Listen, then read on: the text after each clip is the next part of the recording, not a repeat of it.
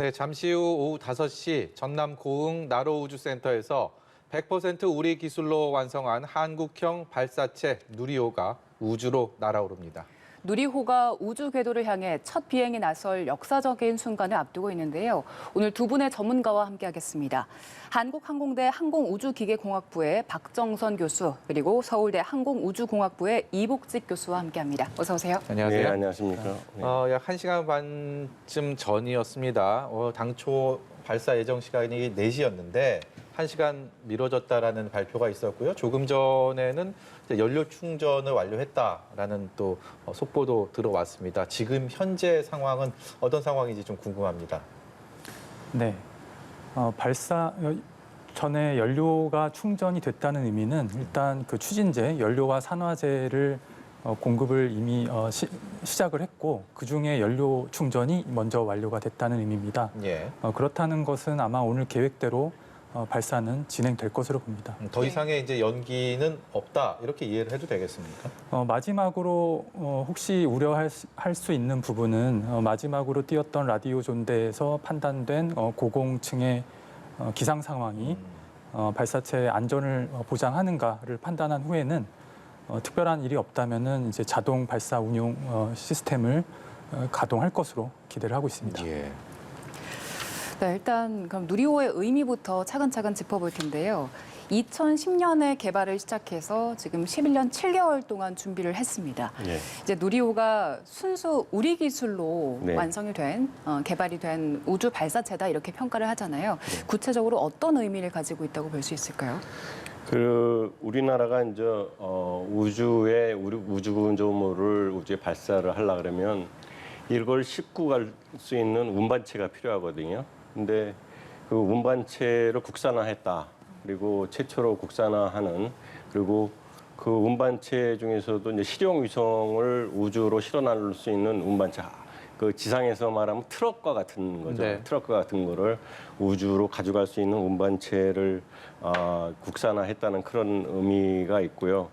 그리고 이것이 발판이 돼서 위성도 실어 나를 수 있지만 이제 그 차후에 개발될 그 달 탐사선이라든지 아니면 달 그 착륙선 예. 이런 것들도 실어 나를 수 있는 그런 그 기본적인 그러한 운반 수단이 되겠습니다. 네. 이 우주 개발 역사의 마지막 단추다 이런 표현들도 많이 쓰더라고요. 그만큼 이 발사체에 우리 기술로 했다 이 부분에 대해서 더 특별한 의미가 있어 보이는데요. 그렇죠. 우리가 이제 위성은 많이 쐈거든요. 그런데 위성을 쏘는데 맨날 그 다른 나라에 가가지고 그 뭐 미국이라든지 아니면 뭐 저 유럽이라든지 이렇게 예. 가서 그 발사체를 갖다 빌려가지고 쐈거든요. 그래서 이거를 우리나라 기술로 우리나라 그 발사체를 가지고 쏜다는 건 굉장히 큰 의미가 있습니다. 그리고 뭐 이런 데서 얘기를 해도 될지 모르겠지만 그 위성이 어떤 종류의 위성인지 이런 거를 사실은 밝히기 안 할 수도 있거든요.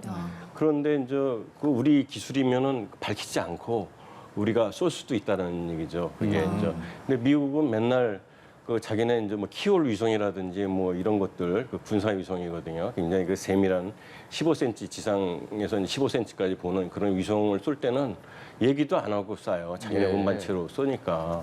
그러니까 우리도 그런 면에서 이 자립을 한다는 건 굉장히 큰 의미가 있다고 볼 수가 있습니다. 네.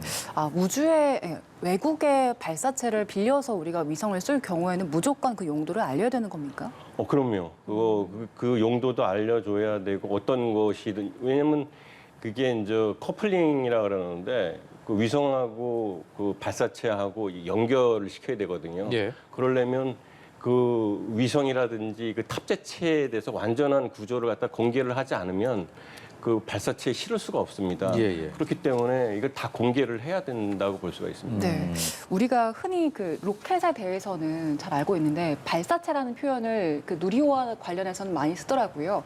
로켓과 발사체의 차이가 있을 것 같은데 어떤 차이가 있습니까? 네, 로켓이라는 표현이 좀 더 넓은 의미의 표현이고요. 익숙하죠. 예, 발사체는 이제 그 로켓 중에서 특정한 용도의 로켓이라고 이해를 해주시면 되는데요.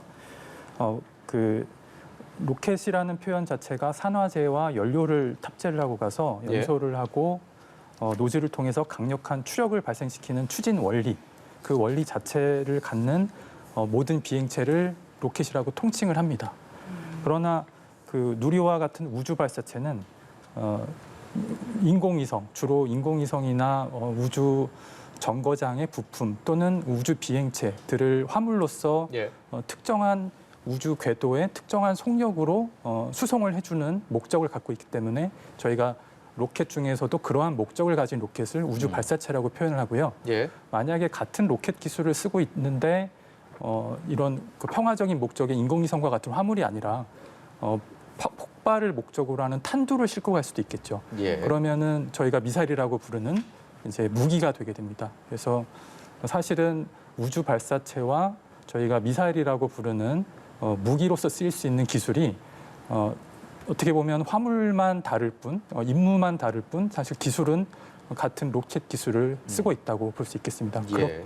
그렇기 때문에 발사체 개발에서 그런 그 군사적 목적으로의 전용을 우려해서 그 많은 선진국들이 발사체에 사용되는 기술을 그 이전을 엄격히 통제하고 있습니다. 지금 발사 예정 시간이 1시간 전인데 지금 들어온 속보들이 누리호 연료 충전이 마무리가 됐고요. 지금 누리호를 지지하고 있던 그 기립 장치 철수가 시작됐다. 1시간 전에 통상적으로 저런 절차들 정상적인 상황으로 보면 되겠습니까? 네, 지금 기립장치 철수했으면 이제 정말 이제 누리호가 스스로 지금 이제 자리를 잡고 이제 발사만을 앞두고 있는 상황이 되겠고요. 앞으로 1시간 동안은 그럼 어떤 또 절차들이 또 이어지게 되나요? 네, 지금 연료가 충전이 아마 완료가 됐다는 소식을 받고 예. 이제 산화제도 마저 충전을 하고 충전을 그냥 마치는 것으로 끝나는 것이 아니라 일단 저희 산화제 같은 경우 굉장히 극저온 영하 183도인데요. 예. 그것을 채워놓고 나면 조금 시간이 지남에 따라서 계속 기화가 됩니다. 그러면 또 부족분을 저희 엄빌리카를 통해서 조금씩 보충을 해주는 작업이 들어가게 되고요. 그러다가 이제 마지막 발사 자동 운용 시스템을 가동을 하겠다라는 판단을 하고 나면은 지금 17시 발사이므로 10분 전 4시 50분에 이제 PLO를 가동을 하게 되면 더 이상 이제 저희의 판단은 개입하지 않습니다. 지금 누리호에 한 4개의 탯줄 같이 보이는데요. 보기에는 여전히 저렇게 잡혀서 딱 이렇게 누리호를 지지하고 있는 뭔가 공급하고 있는 저런 모습들을 화면상으로 볼 수 있는데 좀 어떤 상황인지 좀 듣고 싶은데요. 네. 누리호가 지금 3단형으로 구성이 되어 있는데요. 예. 예. 각 단에 그 추진체로서 기능하기 위해서 연료 탱크와 산화제 탱크가 있습니다. 예. 그리고 또 각 단에는 어떤 전자장비들, 에비오닉스라고 부르는 전자장비들이 들어있는데요. 그 각각의 연료 산화제를 공급을 해주고 또 전원을 공급을 해주기 위해서는 각 단에 위치한 배꼽에 탯줄을 연결을 해서 필요한 그 추진제와 전기를 공급을 해줘야 되기 때문에 발사 직전까지는 저런 상태로 있게 됩니다. 네. 그리고 이제 발사 순간에 저 엄빌리컬 플레이트를 이제 떼어내고 이륙을 하게 됩니다. 예. 네. 지금까지는 이제 발사 전 단계를 짚어봤는데 발사가 된 이후의 순서도 좀 이야기를 나눠보면 좋을 것 같아요. 그래서 지금은 저 누리호가 3단으로 구성이 되어 있잖아요. 그러면서 뜨면서 점점 이걸 분리한다고 들었거든요. 뭐 어떤 순서로 진행이 되는 겁니까? 네. 일단 3단형 비행체로 설계가 돼 있고요. 먼저 1단에서 굉장히 많은 대부분의 저희가 지금 탑재하고 있는 추진제 중에 약 70% 정도를 1단에서 다 소모를 한다고 보시면 됩니다. 그래서 짧은 시간 2분 예. 동안 1단을 활용을 하게 되는데 예. 2분 동안 굉장히 많은 연료 산화제를 소모를 하고 중력장을 많이 벗어나는 비행을 하게 되고요. 1단이 종료가 되면 연료 산화제를 담고 있던 그 비어 있는 1단은 이제 나머지 2단, 3단에게는 불필요한 짐이 되게 됩니다. 예. 그래서 2단, 3단의 효율적인 비행을 위해서 임무를 다한 1단 추진체는 이제 떼어내게 되고요. 그걸 저희가 이제 1, 2단 분리 이벤트라고 표현합니다. 그리고 나면은 2단 비행체가 이제 2분 30초간 더 추가적인 비행을 하고 마지막으로 2, 3단 단분리를 통해서 3단 엔진이 가동이 되고요. 2단 비행이 2분 30초, 마지막 3단 비행이 약 11분 30초 정도가 소요가 돼서 전 과정은 16분 정도가 소요되는 것으로 알고 있습니다. 그럼 발사가 되고 16분을 지켜봐야 이게 발사가 성공을 했는지 아닌지를 알 수 있는 겁니까? 네, 16분 동안 저희가 주요 이벤트로는 1, 2단 분리, 그리고 2, 3단 분리, 그리고 2, 3단 분리 전에 사실은 페어링 분리라고 하는 또 중요한 이벤트가 있고요. 그리고 나서 마지막 16분에 이르렀을 때 정확하게는 16분 7초일 텐데요. 저희가 싣고 간 위성 모사체, 위성의 무게를 모사하고 사실상 위성의 기능은 없는 예. 무게만 모사하는 덩어리인데요. 모형 위성이다라고 좀 보면 네, 맞습니다. 되겠습니까? 예, 아무것도 탑재되지 않은 예. 그냥 덩어리, 금속 예. 덩어리인데요. 그것을 저희 원하는 700km 고도에 초속 7.5km의 속도로 투입을 해줘야 됩니다. 그래서 마지막에 3단 비행체와 위성 모사체가 분리가 되어서 궤도의 수송을 완료했다라는 것이 저희 임무의 그 종료 시점이 되겠습니다. 교수님, 이 성공률이 굉장히 낮다고 네. 들었습니다. 뭐 많이 잡아야 30% 정도라고 네. 하는데 우리가 1시간 뒤에 발사를 하게 되지만 지금 성공을 장담할 수는 없는 상황 아닙니까? 냉정하게 말해서. 냉정하게 한 30% 정도라고 얘기를 하죠. 보통 우리가 개발하는 입장에서는 특히 또 이제 30% 정도를 얘기를 하고요. 저번에 이제 그러니까 나로 때도 두 번의 실패를 해서 세 번째 이제 성공을 하지 않았습니까? 네. 그래서 나로 때는 첫 번에 할 때는 그 페어링이 제대로 안 됐고 두 번째는 그 추적이 안 되고 그래서 세 번째 이제 성공을 했는데 이번에도 아마 그 리스크가 아마 우리 연구원들이 많이 안 해봤던 게 이제 단분리 경험이 없을 겁니다. 아마 실험은 했을 텐데 실제적으로 단분리를 실제적으로 한 적이 없었고요. 3단에서 2단으로, 2단에서 1단으로 그 추진체가 분리되는 걸. 1단을 연료를 다 쓰고 띄어내고 네. 2단 쓰고 띄어내는 그런 작업. 근데 페어링은 그 예전에 나로 때 실패를 좀 많이 해가지고 예. 아마 실험을 굉장히 많이 해서 이제 경험이 좀 있고요. 그래서 단분리도 실험을 많이 했지만 실제적인 그러한 리스크가 좀 거기가 있고 그다음에 이제 다음 리스크로 잡는 건 클러스터링이라고 이제 엔진을 여러 개, 4개를 붙였지 않습니까? 예. 그래서 엔진 4개 붙이다 보면 저는 연소 전문가는 아니지만 그 연소기에서 연소가 각각이 균일하게 나와야 되는데 균일하게 나오지 않고 또 방향이라든지 등등 여러 가지 짐벌링이라든지 이런 등등의 것들의 리스크가 있어서 조금 그런 게 좀 걱정이 좀 되는 거고요.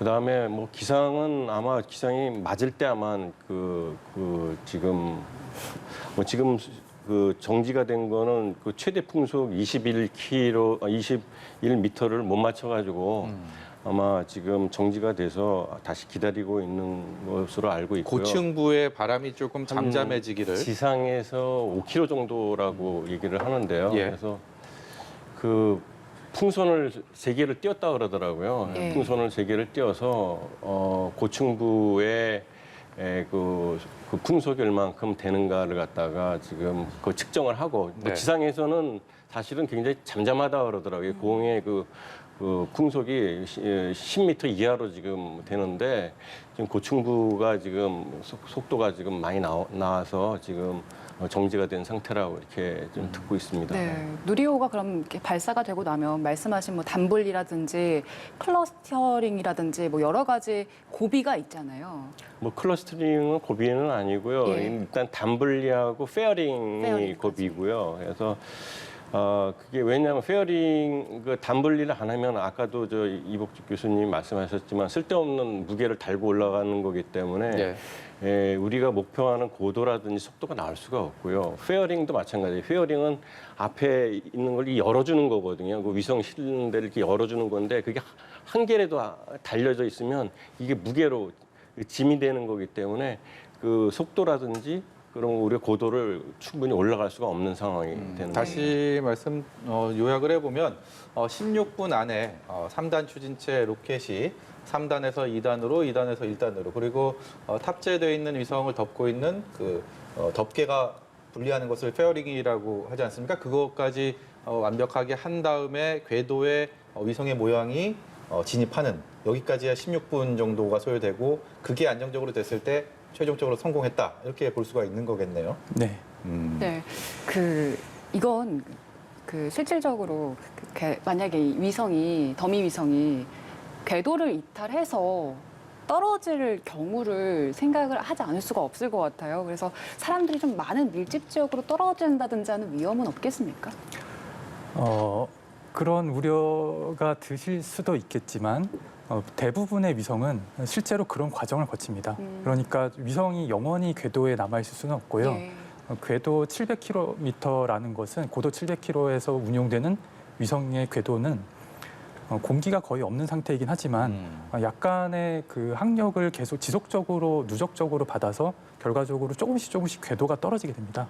그러면은 그 수명을 다하거나 또 궤도를 유지하지 못하면은 그러한 위성들이 그 지구로 다시 들어오는 거는 일상적으로 있는 일이고 저희 네. 더미 위성체도 그런 과정을 언젠가는 겪게 될 것이고 예. 대부분은 이제 대기로 다시 들어오면서 그 속력이 높아지고 대기를 만나게 되면 고열에 노출이 되면서 녹아서 없어지는 것이 보통입니다. 이 발사된 이후에 여러 가지 궤도에 안착하기까지는 또 변수들이 분명히 있을 텐데 예상할 수 있는 변수들이 있을 것이고 또 예상 못할 변수들도 분명히 있을 거라는 생각이 듭니다. 어떤 부분에 좀 주목해서 16분 동안 보면 될까요? 네, 조금 전 말씀드렸습니다마는 저희가 주요 이벤트들이 있는데 박 교수님께서 소개해 주신 대로 단분리 과정들이 두 번이 있게 됩니다. 예. 1단 추진체를 분리하는 과정, 그리고 두 번째로 2단 추진체를 분리하는 과정, 그 두 가지 주요 이벤트를 좀 관심 있게 봐주시면 좋을 것 같고요. 그것들이 이제 출발 이륙 이후에 첫 번째 분리가 2분 시점에서 일어나게 되고 그 다음 다시 2분 30초 정도가 소요되면은 2단과 3단이 분리되기 때문에 초기 한 4.5분 정도를 관찰하시면서 일단 분리 이벤트들은 다 무사히 지나갔다라는 예. 것을 아마 판단하실 수 있을 거고요. 예. 그 전에 그 사이에 이제 페어링 분리가 사실 들어 있습니다. 저기 보시면은 2단 분리 조금 직전에 예. 이 직전에 페어링을 분리하게 되는데 저게 좀 위험한 그러니까 리스크가 있는 이벤트임에도 불구하고 네. 저것을 일찍 수행하는 이유는 페어링 자체도 저희한테는 짐이거든요. 네. 그런데 그 짐이 필요한 이유는 처음에는 그 유선형의 모양을 만들어주는 역할을 하게 됩니다. 대기권에서는 마지막 위성체가 이렇게 유선형으로 생겨 있지 않기 때문에 예. 그런 뭉툭한 비행체가 대기를 가르고 비행을 하게 되면은 굉장한 항력을 겪게 되는데요. 저항을 맞이하게 되는 거죠. 그래서 그 저항을 줄이고자 유선형으로 이렇게 감싸주는 구조체를 저희가 페어링이라고 부릅니다. 예. 근데 대기권을 벗어나면은 이제 그 페어링의 역할은 더 이상 없어지거든요. 공기가 없으니까 저항이 줄어들어서 그래서 조금이라도 무게를 덜어보고자 2단 분리 전에 페어링을 먼저 떼어내게 됩니다. 그러나 예. 이제 저희가 누리호 나로 발사에서 8년 전 나로 실제로 1차 비행은 8년 전이 아니라 약 한 11년 전으로 기억을 하는데요. 예. 그때 페어링 분리 과정에서 그게 두 쪽으로 구성된 유선형 물체인데 하나는 분리에 성공을 했었는데 하나가 남아있는 채로 비행을 하는 바람에 계속 그것이 이제 그 부담으로 작용을 해서 원하는 궤도까지 가지 못했던 일이 있습니다. 네. 이번에 저희가- 그 분리 실험 한 200회 정도 실시를 했다면서요? 네. 저희가 그때 실패를 이제 반면 교사로 삼아서 아마도 페어링 분리에 있어서는 상당한 경험과 예. 노하우가 축적이 됐을 것으로 보고 있습니다. 예, 네. 지금 연료에 이어서 산화제도 충전이 완료됐다라는 소식까지 들어와 있고요. 이 또 한 가지 북한 얘기도 이 얘기하는 김에 좀 나눠보고 싶은데 꽤 오래전부터 북한 뭐 ICBM 발사 성공했다. 뭐 이렇게 대대적으로 그것을 전 세계에 홍보를 해왔고 그럼에도 불구하고 우주 강국에는 이렇게 이름을 올리지 못하고 있는 원인은 뭘까 이런 생각도 들었거든요. 그 뭐 우주 강국이라는 표현보다도요. 그러니까 북한은 목적이 이제 군사적인 목적으로 많이 쓰고요. 그리고 뭐 북한에서는 광명성도 이제 뭐 궤도에 올려놨는데 이게 뭐 그냥 그 회전하면서 위성 역할을 못했다고 하는 것도 있었고요. 예. 그러니까 북한은 이런 우리 그 평화적인 목적이 아니라 군사적인 목적으로 런치 비클을 사용하기 때문에 북한 거를 발사체라는 것보다는 미사일이라는 표현으로 해서 지금 그 얘기를 하고요. 그래서 북한은 이런 그 우리와 같은 뭐 1.5톤의 그 페이로드를 갖고 있는 거에 대해서 관심이 별로 없을 겁니다. 그리고 이런 그 액체 연료는 그 연료 주입하는데 시간이 오래 걸리기 때문에 위성에서 다 이게 그 파악이 되거든요. 북한은 빨리 그 치고 빠지는 전술로 해야 되기 때문에 고체 연료로 해가지고 예. 빨리 그 쏘고 그래야 위성에도 잡히지도 않고 미국한테 들키지도 않고 이렇게 하기 때문에 이런 우주 강국하고는 관계가 없는 그런 게 되고요. 예. 이 로켓이 이제 그 제일 먼저 발달한 것도 그 옛날에 2차 세계대전 때 이제 그 히틀러가 시켜가지고 폰 브라운이 그 런던을 갖다 치기 위해서 V2 로켓이라는 것을 로켓이라고 하는데 사실은 미사일이거든요. 예. 그래서 런던에 그 미사일을 많이 뭐 날렸는데 한 9천 명도 죽고 막 그렇게 그래서 그 독일도 옛날에 독일도 우주 강국이라고 얘기를 하지 않거든요. 근데 실제적으로는 강국입니다. 그래서 군사적으로 사용할 수 있는 것과 군사적으로 사용하지 못하는 건데 뭐 북한이 이제 ICBM이 있지 않습니까? 그러니까 ICBM을 갖다가 평화적으로 이용하면 우주 강국으로 들어갈 수 있을 것 같습니다. 네. 예. 그리고 이 누리호 이야기하면서 나로호와 비교를 많이 하더라고요. 그 2013년에 나로호가 발사될 당시에는 러시아 기술을 우리가 빌려와서 발사를 했었잖아요.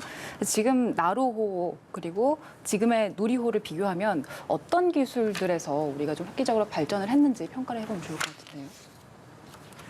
네. 나로호의 일단에는 러시아의 그 엔진 기술이 적용이 돼서 사실상 그 1단 추진체 자체를 이제 러시아에서 들여온 셈이 되는데요. 그러니까 발사체를 뛰어 올리기 위해서 가장 중요한 첫 번째 엔진을 그때는 이제 러시아로부터 빌려온 셈이 되고요. 지금 누리호는 그것을 저희가 자체적으로 개발을 해서 이제 300톤급의 추력을 낼 수 있는 기술을 확보를 했다는 것이 이제 기술적으로 가장 큰 차이점이 되겠습니다. 그러면서 사실은 그때 나로호와 지금의 누리호는 사실 체급에서 이제 전혀 다른 체급을 갖게 되는데요. 나로호는 100kg급 위성을 수송할 수 있는 체급이었다면은 지금 누리호는 1.5톤의 위성을 수송할 수 있는 체급이기 때문에 사실상 화물 수송 능력에서는 뭐 비교가 되지 않는 정도. 탑재는 그 중량이 훨씬 더 비교할 수 없을 정도로 늘어났다. 이게 가장 큰 차이점인가 보네요. 그렇게 보시면 되겠습니다. 지금 누리호의 모습 나로 우주센터를 통해서 보고 있는데 추진체에서 하얀 연기가 나고 있는 모습들 어떤 겁니까? 저 하얀 연기는? 네. 지금 저희 아마 산화제 주입마저 완료가 됐다고 했는데요. 그 산화제라는 것은 저희 순수한 산소입니다. 액체 산소인데요. 산소가 저희 상온에서는 지금 공기 중에도 산소가 있지 않습니까? 예. 기체 상태로 존재를 하는데 영하 183도까지 끌어내리면은 액체 상태로 변합니다. 그래서 저희가 기체 상태로 가압을 해서 그 양을 충족시키기에는 부피가 너무 커가지고 액체로 부피를 줄여서 어렵지만 극존이 구현하기가 굉장히 어려운 기술인데요. 어렵지만 극좋은 환경을 만들어서 액체 상태로 부피 효율을 높여서 충전을 해서 원하는 양을 이제 채우게 됩니다. 그러니까 그 차가운 산화제가 지금 조금씩 이제 외부하고 열 전달을 주고받고 또 산화제가 조금 기화도 되고 하면서요. 그 발사체 그 산화제 탱크 주변에는 공기들이 그 차가운 산화제와 접촉을 해가지고 응결을 하게 됩니다. 예. 그래서 저희가 지금 수증기가 응결된 예. 마치 그 하얀 구름과 같은 모습을 보게 되고요. 실제로 얼음도 얼게 됩니다. 표면에. 그 산화제 탱크 주변에는 예. 얼음이 얼어 있을 수가 있게 되고 아마 조금 후에 발사 장면을 보시면 발사하는 진동에 의해서 그 표면에 붙어 있던 얼음들이 조각조각 떨어져 나오는 모습도 보실 수 있습니다. 아, 그럼 그 수증기라고 보면 되는 건가요? 네네.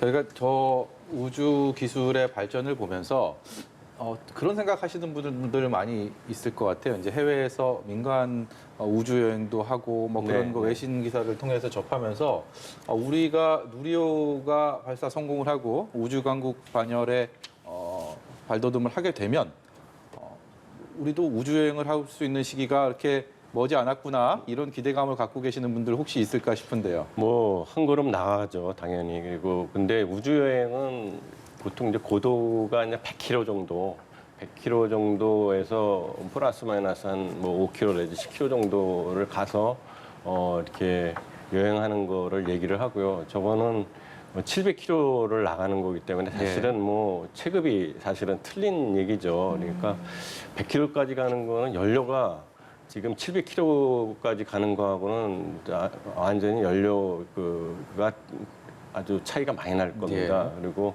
우리도 저도 그런 생각을 많이 했고요. 이게 우주 산업이 발전하기 위해서는 우리가 그 발사체라든지 이런 거 만드는 거 기껏해야 뭐 30개 뭐 이렇게밖에 만들지 않거든요. 네. 이게 산업 발전을 위해서는 우주 여행이라든가 이런 게 활성화가 돼서 예. 많이 그 민간의 보급이 돼야만 우주 산업으로도 발전을 하게 될 것이라고 이렇게 봅니다. 네. 모든 국민들이 지금 누리호의 발사 성공을 간절히 바라고 있을 텐데 그럼에도 불구하고 전문가들이 얘기한 확률, 이 30%의 발사 성공 확률을 얘기하기 때문에 70%에 대한 생각을 안 할 수가 없습니다. 만약에 아주 만일에 누리호가 오늘 목표대로 우리 바람대로 발사 성공을 거두지 못할 경우에 네. 어떤 마음가짐으로 지금의 상황을 저희가 받아들여야 될지 궁금합니다. 근데 우리는 항상 어떤 개발을 하면 항상 100% 성공해야 된다는 그런 마음을 갖고 있거든요. 굉장히 뭐 많은 국민의 세금이 들어가니까. 그렇지만 어떤 새로운 그 과학이라든지 새로운 발전이 있으려면 그 실패는 그 상당히 좋은 교과서가 되거든요. 예. 그래서 만약에 뭐 이런 얘기를 하면 안 되겠지만 성공해야 되겠지만 만약에 이것으로 뭐 오늘 좀 잘 안 된다고 하면 뭐 단분리라든지 이걸 통해 가지고 발사 과정을 다 스크리닝하면서 굉장히 좋은 교과서적인 역할을 하리라고 보거든요. 예. 그래서 너무 실망하실 필요는 없고요.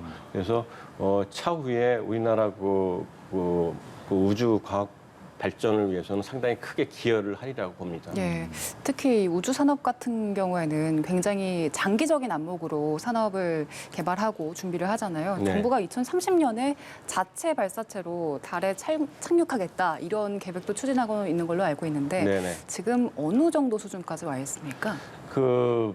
지금 발사체 얘기를 하는데 이제 달 착륙선 얘기를 예. 하면 발사체 하시는 분들이 별로 안 좋아하시겠지만 지금 항공연에서도 지금 그거 다 준비하고 있고요.